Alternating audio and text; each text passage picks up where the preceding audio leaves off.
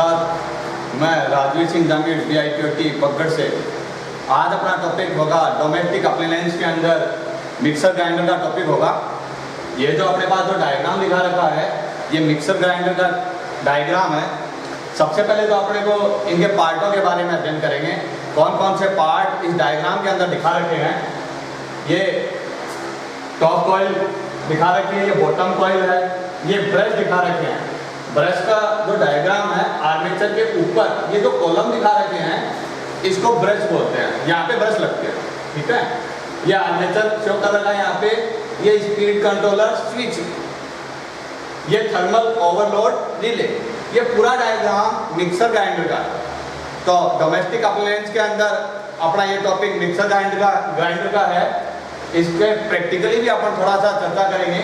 सबसे पहले तो अपन देखते हैं कि मिक्सर ग्राइंडर के अंदर जो वाइंडिंग होती है, दो वाइंडिंग जिसको अपन बोलते हैं, तो फील्ड वाइंडिंग, एक आर्मेचर वाइंडिंग। तो आर्मेचर वाइंडिंग को यहाँ पे डायग्राम के अंदर यहाँ पे शो कर रखा है और फील्ड वाइंडिंग ये कर रखा है। फील्ड वाइंडिंग को अपन SE वायर के द्वारा वाइंडिंग किया जाता है, जिसके कनेक्शन इस प्रकार से है।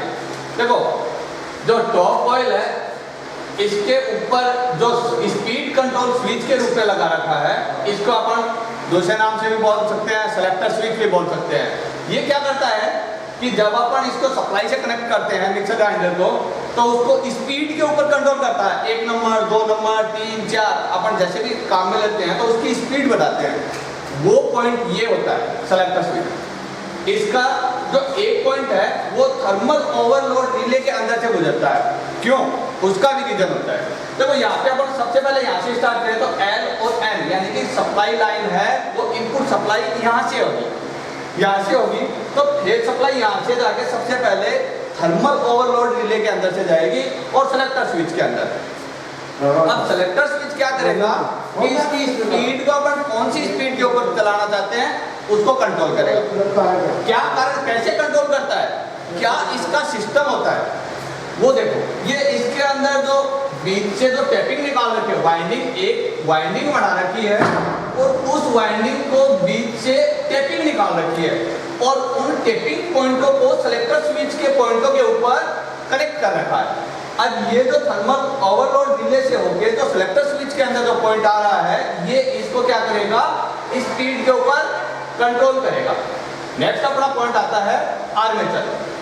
आर्मेचर का ये जो सिंबल आपको दिखा रखा है, इसके ऊपर एक जो कॉलम दिखा रखा है जो एरो का निशान है, इसके ऊपर ब्रश होल्डर लगे होते हैं। ब्रश होल्डर के अंदर ब्रश लगे होते हैं जो वाइंडिंग के कनेक्शन होते हैं। एक तो डायरेक्ट न्यूट्रल मिलेगा और दूसरा सेलेक्टर स्विच, या फिर अपन इसको ये बोले कि डायरेक्ट यहाँ से इस वाइंडिंग के श्रेणी क्रम में होगा। ये देखो, ये कनेक्शन है यहाँ पे, ठीक है। तो ये अपना मिक्सर ग्राइंडर का जो डायग्राम है, इसके अकॉर्डिंग मैंने आपको बताया थोड़ा सा। इसके अलावा अपन बात करें, इसके कुछ क्वेश्चन बनते हैं। क्वेश्चन है ये है कि तो जो वाइंडिंग होती है वो कौन से वायर की बनाई जाती है। वाइंडिंग होती है उसको बोलते हैं SE वायर। SE वायर का मतलब होता है सुपर इनेमल्ड वायर। ये वाइंडिंग जो बनती है उसकी बात कर रहा हूँ अभी। नेक्स्ट अपना क्वेश्चन बनता है कि सेलेक्टर स्विच का क्या काम होता है। सेलेक्टर स्विच, तो सेलेक्टर स्विच का काम होता है जो इसकी स्पीड होती है उसको कंट्रोल करने के लिए सेलेक्टर स्विच लगाया जाता है। नेक्स्ट अपना क्वेश्चन बनता है थर्मल ओवरलोड रिले का क्या काम होता है। थर्मल ओवरलोड रिले अगर मिक्सर ग्राइंडर अपन प्रयोग में ले रहे हैं तो उसके अंदर जब कोई भी अगर अपन मटेरियल ग्राइंड कर रहे हैं तो ओवरलोड की स्थिति में ये इसको क्या कर देगा, ट्रिप कर देगा, जलने से बचा। अपन नॉर्मल भाषा में बोले तो इसकी सेफ्टी के लिए ओवरलोड रिले लगाई जाती है।